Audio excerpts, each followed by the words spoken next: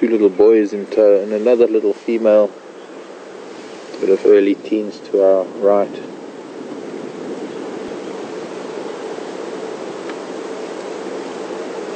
She's quite a pretty cow, actually. Got a very neat face.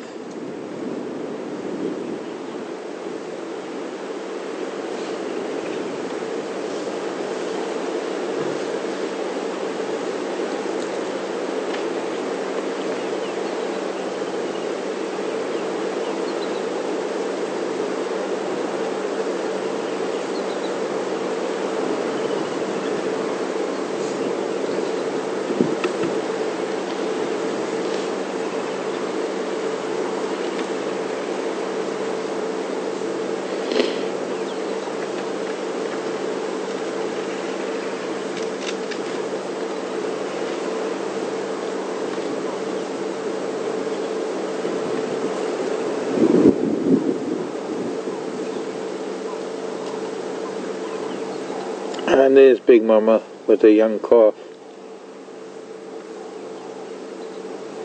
That's the big cow. That's the matriarch.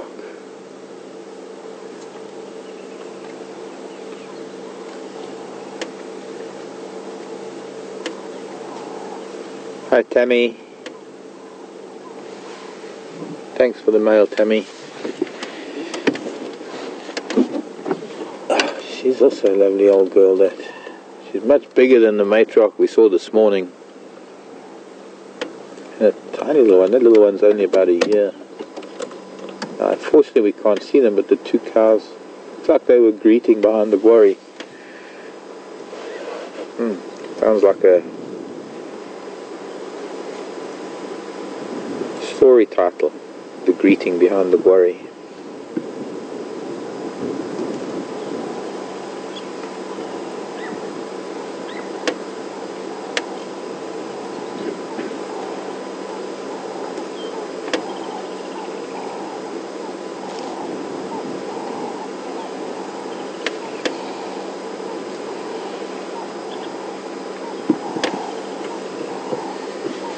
Question from Andrew in Final Control in South Africa at Tuma Game Reserve. Comments on Lawrence Anthony and the work that he did with elephants. Some of you might have read the book The Elephant Whisperer and might be familiar with his story. Quite a touching story about how he saved a herd of elephants. Interesting thing is that Lawrence Anthony had no elephant experience prior to his whole story, prior to his acquisition of elephants. I'm sure he probably had experienced elephants in Kruger, and he had maybe been to other parks, but when he had his own reserve, and when you have your own reserve like that, it's not always easy to go and visit other areas. So I say the bulk of his elephant experience came from his acquisition of that small herd of elephants, and completely different circumstances to what we experience here in Kruger. I mean, these are wild elephants. These are elephants that are, just trying to position so we can see that other calf coming from behind. Because it's there, I don't see with the buffalo. Maybe not.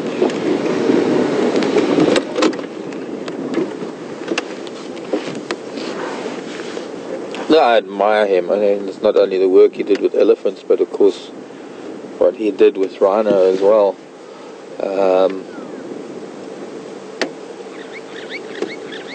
But he had his experiences with that particular herd that he had on his property, and I suppose gaining incredible knowledge about elephants, being able to be so close to a herd and having a herd that are so emotionally connected to him, or were rather, it must have been something quite amazing.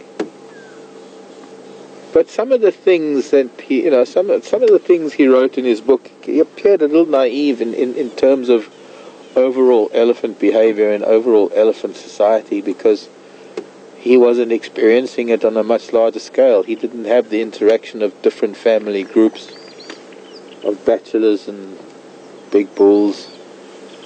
But still, his heart was in the right place, and I'm sure that the elephants must have felt that.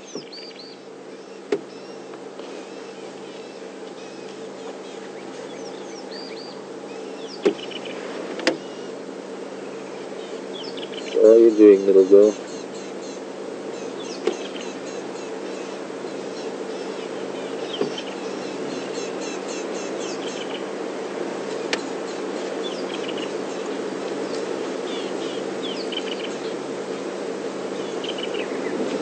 Little boy.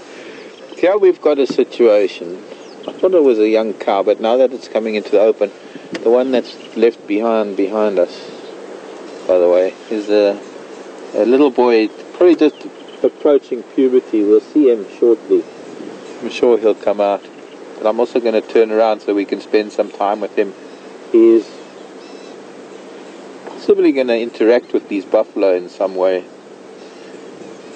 He's still with the herd. He still belongs to the family group because he hasn't been through puberty yet. He's not old enough to join up with bachelor herds, with the male groups, because male society is different to female society in elephants. Although they're all elephants, the bulls have a different way of doing things. And for the first 12, 14 years of the little boy's life, all he knows is the family life. And from a very young age, he starts keeping a little bit of distance, as he is here. Maybe 20, 30 yards away, maybe a bit more.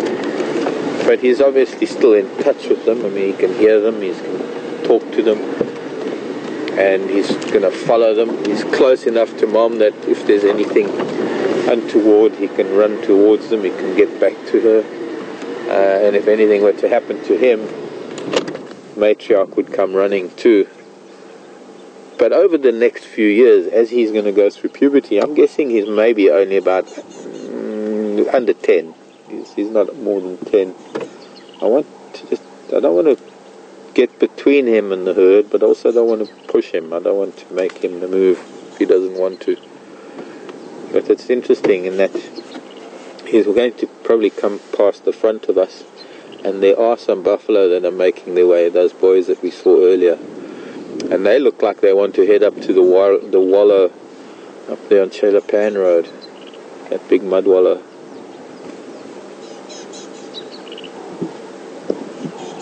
I'm just waiting for the elephants to move on.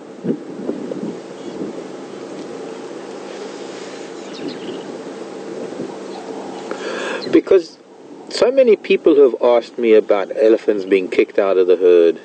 In fact, there are a number of things where the misconception is that animals are actually kicked out of the herd. Much like these big Dogo boys, they aren't kicked out of the herd. They just choose not to follow the big herds. They just choose to stick around here while there's mud wallows and grazing, and they'll catch up with the herd when the herd comes by again in a few months' time, and they can socialize and do what they need to do.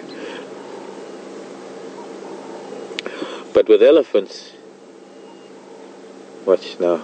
This is what he's going to display, I think. He might. He's trying to. He was sort of flaring his ears.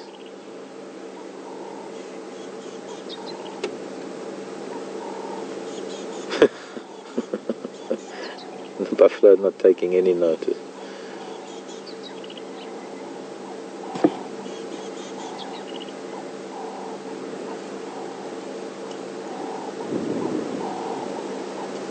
No, you don't want that, Lily. No, you are going to eat a leaf.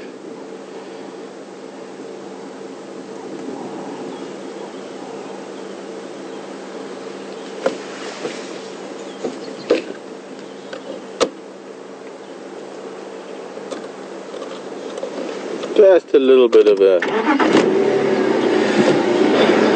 I wouldn't say it wasn't quite a confrontation, But he kept his and now he's just thrown his head. I didn't see that because it was behind the tree. But being well past the buffalo, he decided that he was going to chance it, and he turned and threw his head at the buffalo, sort of a sign to say, I suppose it's a gesture really.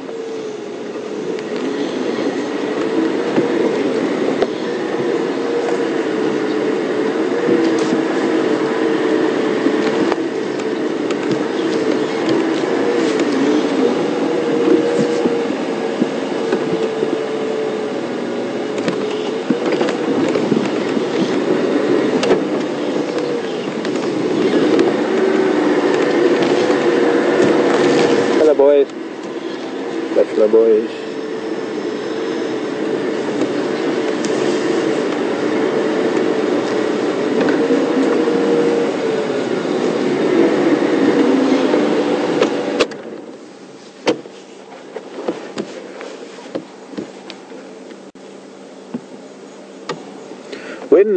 When the family group like this comes across bulls, none of the females in estrus, they probably socialize with bulls, and it's in those meetings that the older bulls will make contact with a young bull like this, and eventually what will happen is that one day the young bull like this will then just move on and just join up with those very same bulls that socialize and associate with his mother and aunties. And invariably you'll find that they all have similar ancestry, they all have familial connections somehow.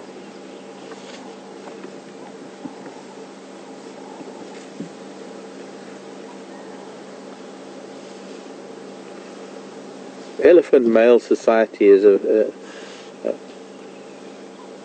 it's not a collection of bulls that don't know each other or haven't known each other. I suppose remotely you might get that, but generally it's going to be bulls that have had contact. They might even be brothers, they might be cousins, but they've had contact from a very, very young age, since they were kids playing together around their mother's feet. And as big older bulls, they still maintain those bonds, those friendships, those connections.